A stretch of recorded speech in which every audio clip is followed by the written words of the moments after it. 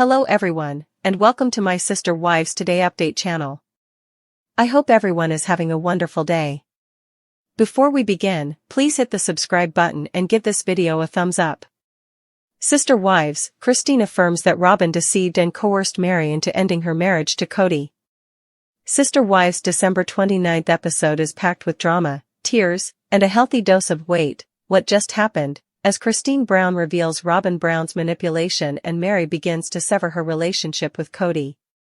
At her bed and breakfast in Utah, Meri Brown is enthusiastically welcoming her new chapter as the episode opens. After 5 months of settling in, she even invites her pals Lisa and Amber over for some quality time together. Meri needs to complete tearing down a street sign that lists the names of her mother's children and their spouses before they can come too close. It goes without saying that Kody's name appears there, and Meri is not interested in holding on to any relics from her broken marriage. She practically throws the sign into the rubbish heap of her past after tearing off the Meri and Kody section and bending it in two like a real boss. In the meantime, Meri takes viewers back in time to relive the heartbreaking devastation of her formal divorce from Kody in 2014. Meri says that she had persuaded herself that she would still have her spiritual marriage with Kody, even if Kody's stated motivation was to adopt Robyn's children. Warning, that didn't last. Kody left after 6 months, leaving Meri feeling abandoned and caught off guard. But Christine has a notion about how it all happened. According to her confession, Robyn instilled the notion of divorce in Meri's mind from the start. According to Christine, when Robyn first joined the family, she began discussing with us these other families where the first wife divorced the husband in order for him to lawfully marry the second wife and adopt the children. She remarks, "That's a plant," and clarifies that Robyn's subtly suggested actions were not by chance. She said that multiple times over the years, like, she was putting that in there because she would have loved that to happen, Christine adds. "I think Meri felt like it was her own idea," she says, acknowledging that she doesn't believe Meri understood she was being tricked.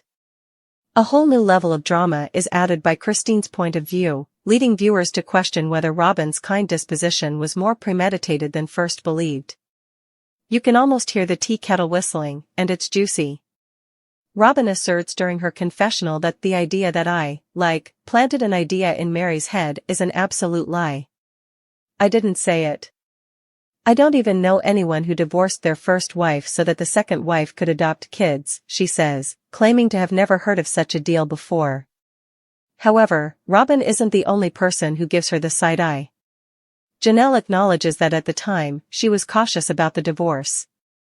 Janelle remembers, "I was actually kind of speechless when Meri told us that she was actually doing it. At that point, I had already begun to notice that Kody was showing Robyn a little partiality, and I was concerned." Christine's allegations are strengthened by Janelle's admission, which demonstrates that Robyn's behavior was causing concern long before the divorce papers were signed. He dismisses the entire experience as unimportant, as is typical of Kody. He claims, "I thought we were just rearranging legal documents." In order to reassure Meri, he even remembers taking her out to dinner and then giving her a special ring. He adds nonchalantly, as if it resolves the issue, "We probably went home and made love." But Meri doesn't believe it.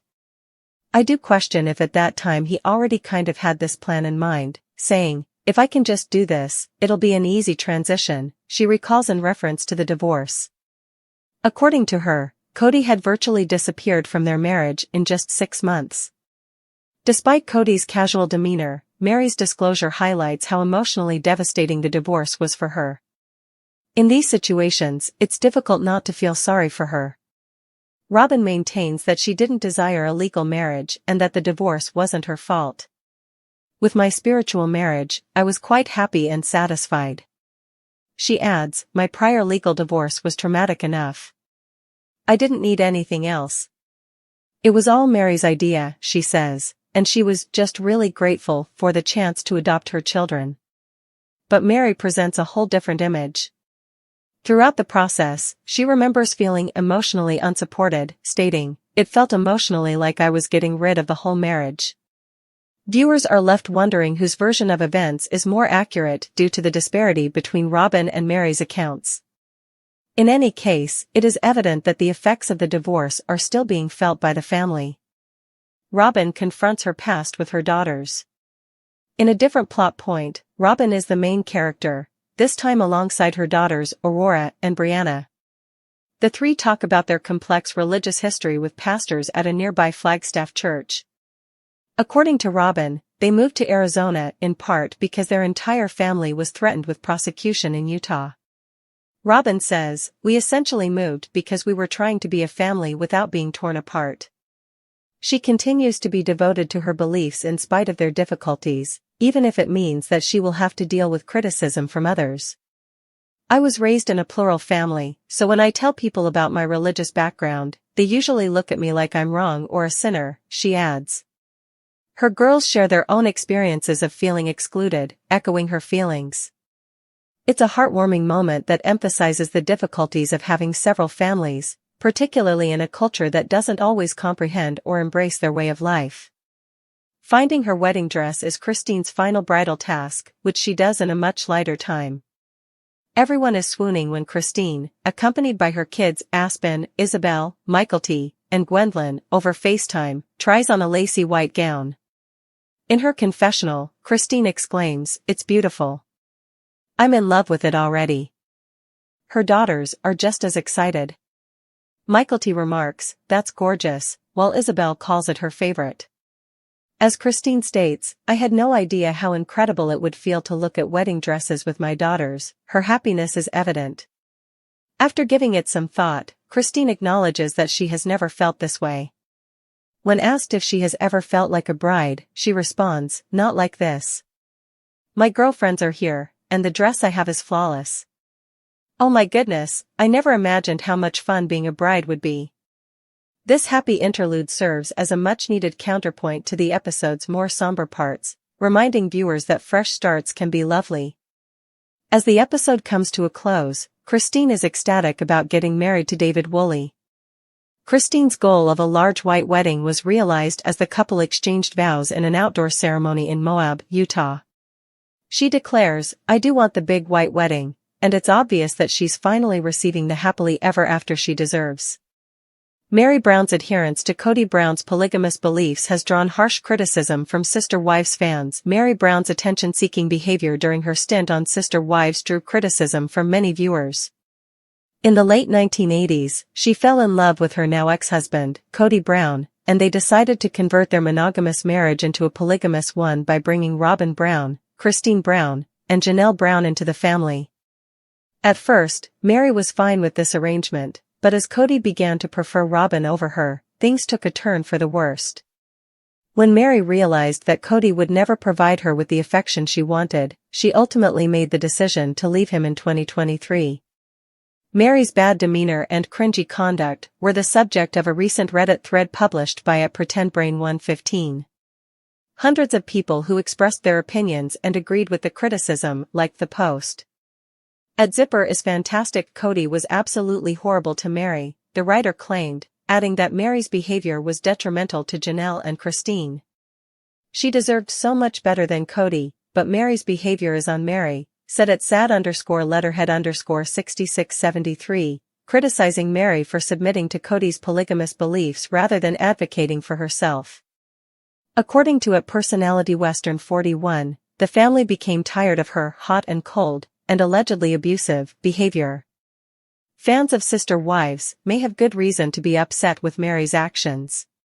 She has presented herself as the primary victim in the Brown family over the years, suggesting that she was forced into polygamy when, in fact, she gave her consent with Kody. It is Meri's fault that she was unable to establish enduring relationships with any of the sister wives.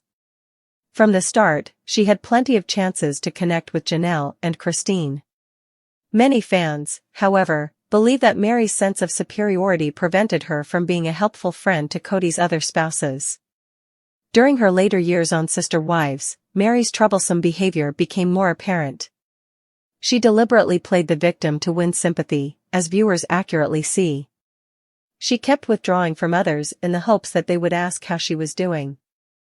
Unfortunately, nobody was able to care for Meri because of her past behavior. Michael T. Brown suggested that Meri was verbally and physically violent a few years ago. Earlier, Paydon Brown implied that Meri was cruel to other kids in the family, calling his ex-aunt more than abrasive. It's possible that supporters are right when they say Meri shared equal blame for the breakdown of her relationship with Kody. Although she had the option to disagree with Kody's polygamous views, she decided to accept his proposal for several marriages in the hopes that it would enhance their family's dynamics. Meri comes out as quite aloof and unwelcoming to others in numerous scenes. She doesn't share many family images, which could be explained by her seeming lack of connection with other wives and kids. Rather, the Sister Wives cast member frequently highlights her current position in the family by showcasing her acquaintances in her social media posts. Sister Wives changing her mind was Meri Brown's best choice in 2024. Unquestionably, Sister Wives actress Meri Brown is evolving into a different person. Meri left Kody Brown after over 30 years of a troubled poly marriage. Having a change of heart was her best course of action, even though 2024 wasn't always easy. Living and learning, Meri Brown.